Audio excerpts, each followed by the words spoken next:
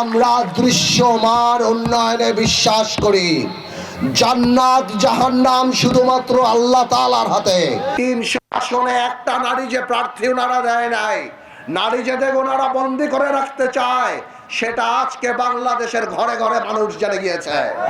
বাংলাদেশের মানুষ ওনারা যে কোনো উন্নয়ন করতে পারে সেটা বিশ্বাস করে না।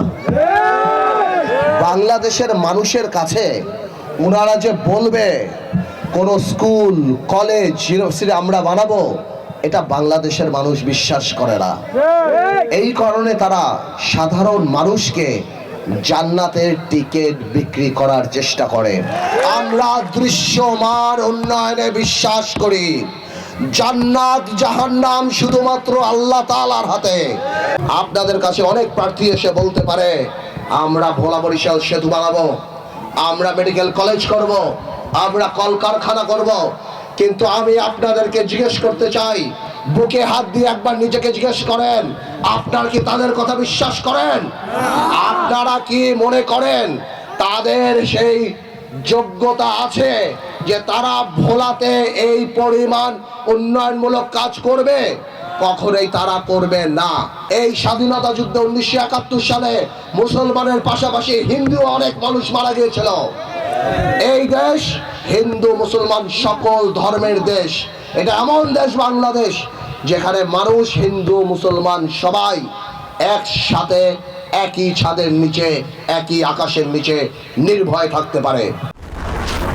হিউস্টনে রকিং টেস্টি, সীমানা ছাড়াও নিজেকে হারাও।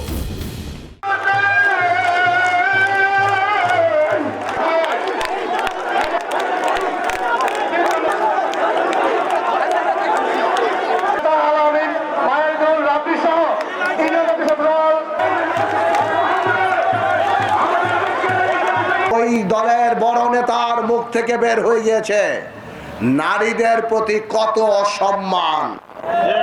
প্রথমে অনেক নাটক করত, কিন্তু পারবেন না নাটক, কারণ ডিএনএ এর মধ্যেই ওই নাটক ঢুকে গেছে, রক্তের মধ্যে ওই নাটক। নারীদেরকে যে ওনারা সম্মান করে না, ৩০০ আসনে একটা নারী যে প্রার্থী ওনারা দেয় নাই, নারী যাদের ওনারা বন্দি করে রাখতে চায়, সেটা আজকে বাংলাদেশের ঘরে ঘরে মানুষ জেনে গিয়েছে। আওয়ামী লীগের সাধারণ ভোটারদের উদ্দেশ্যে আমি বলতে চাই, আপনাদের একটা কথা পরিষ্কার করে বলবো, আমরা দুষ্কৃতিকারীদের বিরুদ্ধে, আমরা ভালো মানুষের বিরুদ্ধে না। আপনাদের গণতান্ত্রিক অধিকার, আপনারা যে কোনো দল করতে পারেন, যে কোনো রাজনীতি করতে পারেন, আমরা আপনাদের উপর অত্যাচার করব না। আমার হিন্দু ভাই বোনদের বলতে চাচ্ছি, ওনারা যদি ক্ষমতায় আসে তাহলে আপনাদের অস্তিত্ব নিয়ে প্রশ্ন হবেন। ওনারা যতই আপনাদের মন্দিরে যান, আপনারা ভালো করেই জানেন কারা মন্দির ভাঙ্গে।